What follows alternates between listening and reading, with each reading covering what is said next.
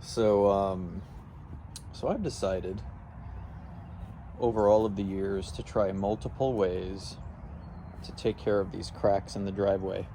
Okay? And we'll get into later all of the different techniques that I've tried, but the bottom line is the entire driveway has been hit by multiple earthquakes here. And just wanted to point out the condition of the driveway, and just wanted to show all the cracks and what I'm about to do. You see, years ago I hired a company to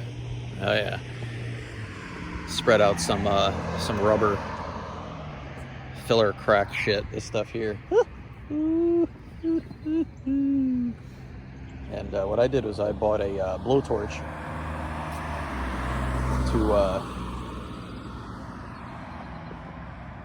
to reignite this rubber and spread it out.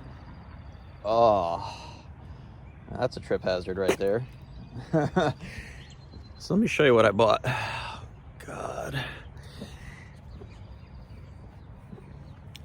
Instead of hiring someone to take care of it,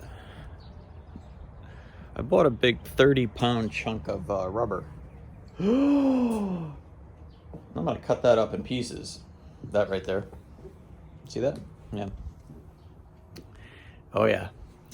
I'm gonna heat it up in this old pot. And bent the corners. And I'm gonna pour the stuff out in all the cracks. See that flag? We have the freedom to do what we want. Stay tuned.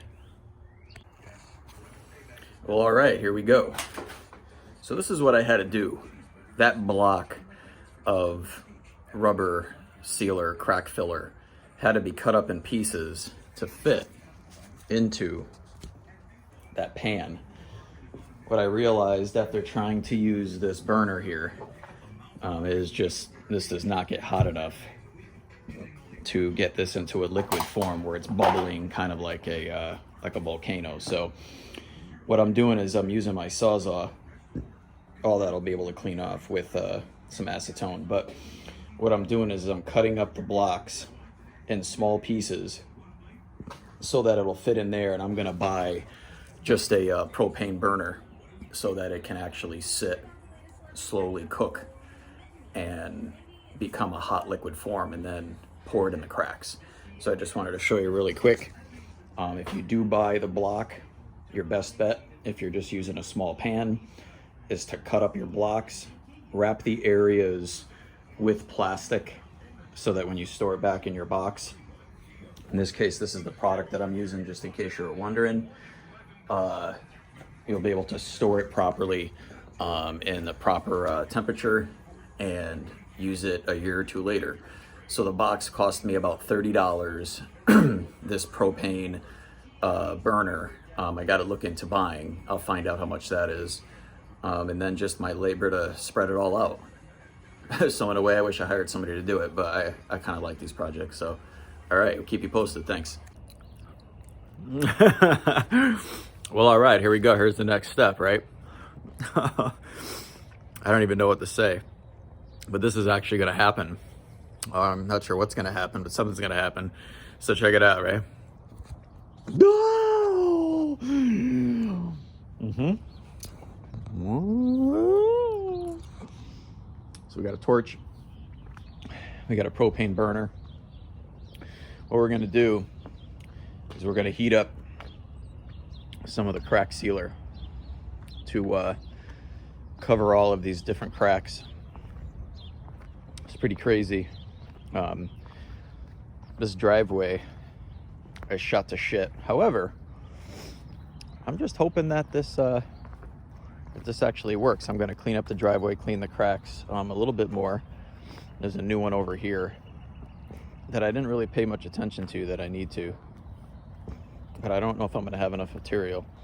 So, right. So here we go.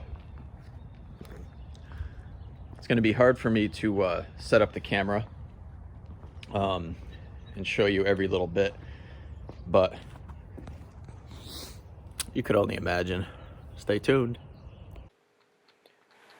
So here we are, just showing some progress as the tar starts to become more of a liquid state. You could just slowly spread it out. My suggestion would be to spread out 2 or 3 feet at a time at the most. Grab a putty knife and smooth it out. If you allow it to dry, it will be too bumpy. And when it comes to removing snow with your snowblower in the winter, the machine will bump into the high spots and tear it right off the asphalt.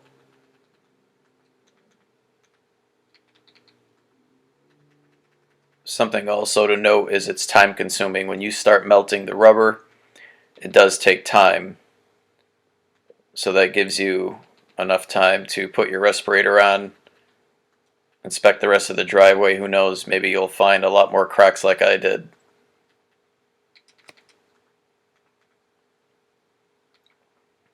My mom decided to stop by, so I had to get her in the video.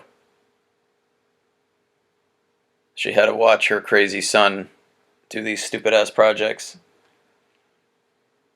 Moving along, as you can see, I brought all the equipment down the driveway. Believe it or not, walking with the tar down the driveway, you lose time and it starts to harden. So you got to move pretty quick. And again, spread it out with the putty knife as smooth as possible.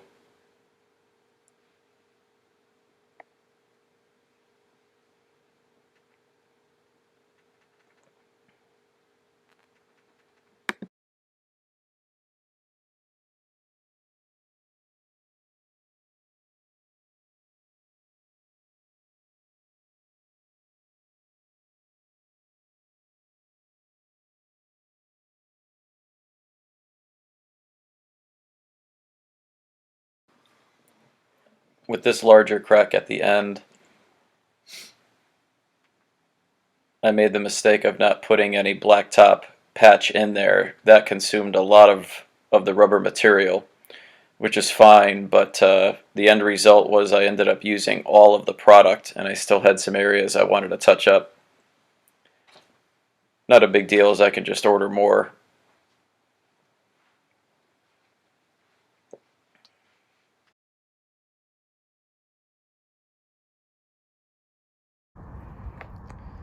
Well, alright everybody, here we are. Some shaded areas here, probably won't be able to see all of the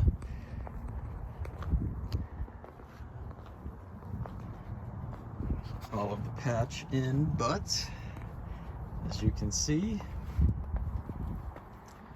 everything went in real good. Ended up using all 30 pounds. I suppose the only part that sucks about that is I did have a couple touch-up spots I wanted to do. However, not that big a deal. I can always buy another one. But really filled in. Many areas actually needed 2 to 3 coats because you know, when it's boiling hot, it really seeps into the cracks. But honestly, I've been repairing this driveway for 17 years. To give you some perspective, I have used the silicone caulk for driveway cracks, the asphalt, you know, tubes of caulk, if you will, the black cement. That doesn't work for shit. I've used the patch that you can use a putty knife to kind of spread it out. It's a consistency of like an oatmeal. That doesn't work. As far as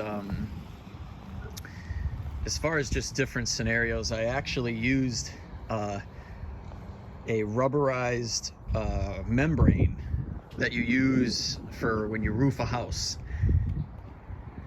I cut up the strips and applied that material over these cracks, and water just got right underneath it. So the point is, if you plan on filling the cracks in your driveway, your best bet is to use this rubberized material. Take your time with it. I thought it was going to take me 3 hours. This particular project with 30 pounds of the that block of sealer rubber, you know, block, took about 6 hours. But it didn't use the entire tank of propane, which I thought it was going to. So I have no idea what this would have cost if I hired someone. Halfway through, I was thinking I should have maybe hired someone, but honestly, now that it's done, I feel good about it, and we'll see how long it lasts. My guess is probably used around $10 worth of propane, $30 worth of material. I had to buy the propane torch and the propane burner. So if you add that all up, you're looking at about $100 total for the project. And my time is my time. So that's it. Hope you enjoyed the video, everybody. Thanks for watching.